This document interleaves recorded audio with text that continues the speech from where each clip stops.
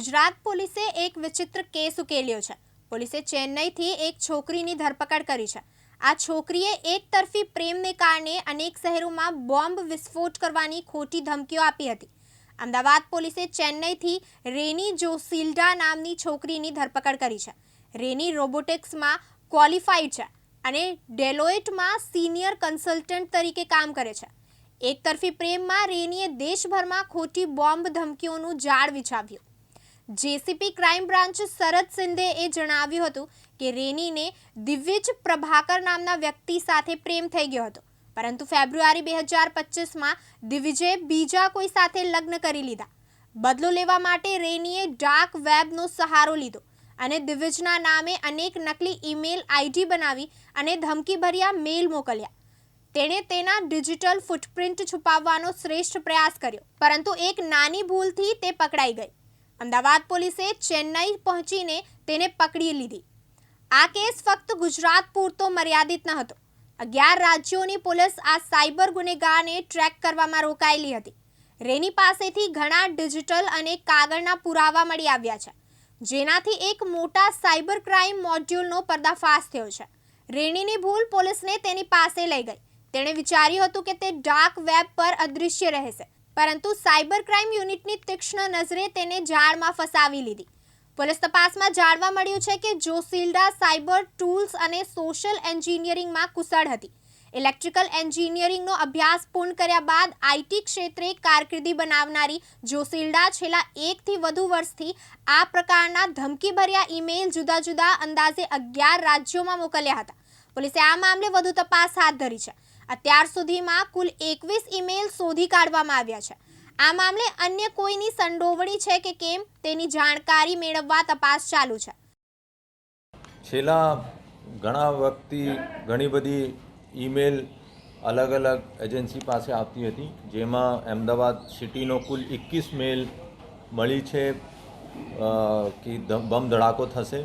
છેલ્લી મેલ civil hospital ખાતે આ લેડીએ કરી હતી અને એનું નામ છે રેની જોસિલ્ડા, અને એને એ પણ કબૂલ્યો હતો કે આ જો પ્લેન ક્રેશ થયા છે આ એની જવાબદારી આ લે છે।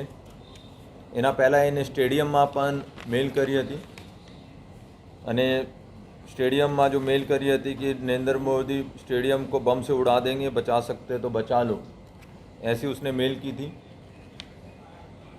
अगर लेडी का क्वालिफिकेशन देखें तो इसने चेन्नई से इंजीनियरिंग की है, रोबोटिक्स की डिग्री है और अभी डिलॉयट कंपनी में सीनियर कंसल्टेंट है। तो ऐसा करने के पीछे की वजह क्या है? इसका एक वन साइडेड इसको अफेयर था, दिविज करके लड़का था और उसकी शादी अभी रिसेंटली हुई है। जब उसने इसको शादी करने से मना कर दिया तो એના કારણે આ એનો ફસાવા માટે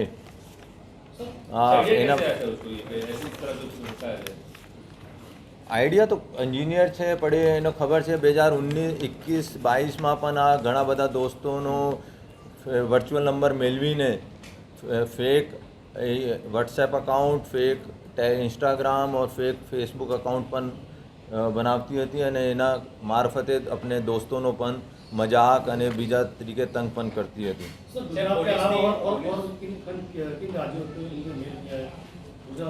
કુલ ગુજરાત કે અલાવા આ લોકોએ 11 સ્ટેટમાં મેલ કર્યા છે અને બધી એજન્સીઝ, બધી સ્ટેટ, બીજી સ્ટેટનો એજન્સીઝ અમે સંપર્ક કરી રહ્યા છે। અને અહીંયા જોઈએ તો જીનીવા સ્કૂલ સરખેજમાં મેલ કરી છે, દિવ્યજ્યોત સ્કૂલ ભોપાલમાં મેલ કરી છે, સિવિલ હોસ્પિટલમાં મેલ કરી છે, નરેન્દ્ર મોદી સ્ટેડિયમમાં મેલ કરી છે। અને આ બધા ડાર્ક વેબ અને પ્રોટોન મેલ અને ટોર બ્રાઉઝરથી કરતો હતો, જેનાથી એનો આઈપી ગ્રેબ ના થાય। પર હું જણાવવા માગું છું ડીસીપી સાયબર લવીનાજી, एसीपी हार्दिक माकड़िया અને ડીસીપી ક્રાઇમ અજીત રાજ્યન, આ ત્રણો જણા બહુ મહેનત કરી છે, ક્યોંકि ઘણી બધી 11 સ્ટેટ પરની પોલીસ પણ એના ઉપર કામ કરતી હતી, પર ગુજરાત પોલીસનો આમ એક મોટી સફળતા કહી શકાય છે। અને ઘણા બધા એના પાસેથી પ્રૂફ પણ અમે મેળવ્યા છે, ક્યોંકि આ લેડી ટેકનોક્રેટ છે, એનો ખબર છે શું શું ડિજિટલ હોય છે એને બધી ડિલીટ કરી છે, એવિડન્સ પણ ડિલીટ કર્યા છે.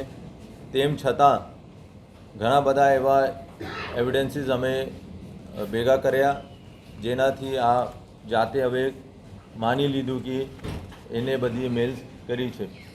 અત્યારે એની તપાસ ચાલુ છે કે એના સાથે સાથે ઓર કેટલા જણા એના સાથે ઇન્વોલ્વ છે.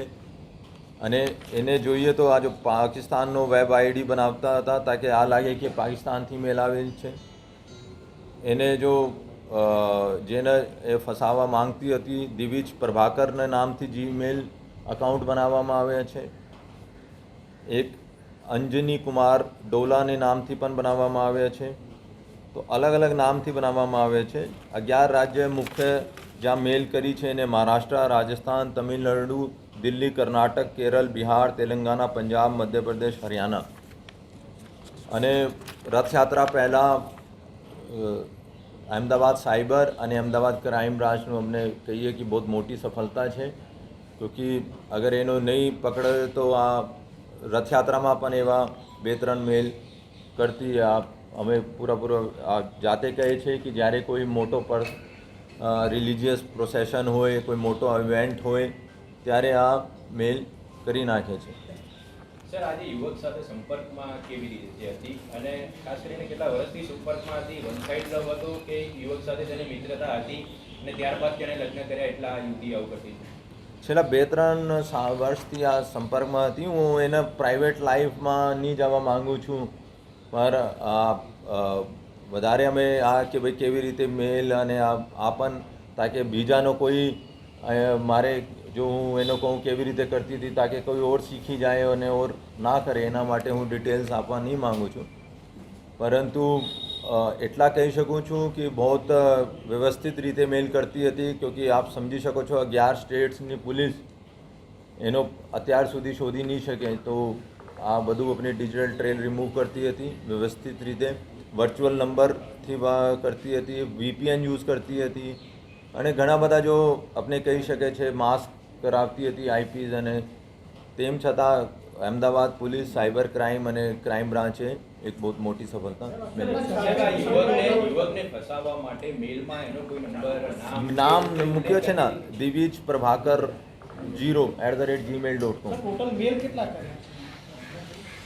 એને અત્યારે અમારે પાસે જો મેલ છે 21 મેલ તો અમદાવાદ સિટીનો થઈ છે. બાકી સ્ટેટ્સનો અત્યારે બીજી સ્ટેટ અમે ડિટેલ આપી રહી છે, પર હું કહી શકું છું તો 100 કરતાં વધારે મેલ્સ એને કર્યા છે. સર, એકલીની સાથે બીજા બી કોઈ સંકળાયેલા હતા?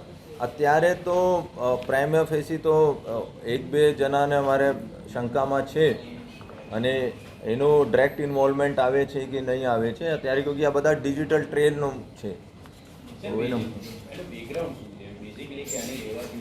આ ચેન્નઈની રહેવાસી છે, BE એન્જિનિયરિંગ કરી છે અને ચેન્નઈમાં ને પછી રોબોટિક્સની ડિગ્રી લીધી છે. પહેલાં બીજી કંપનીમાં કામ કરતી હતી, હવે અત્યારે સિનિયર કન્સલ્ટન્ટ ડિલોઇટ કંપનીમાં છે.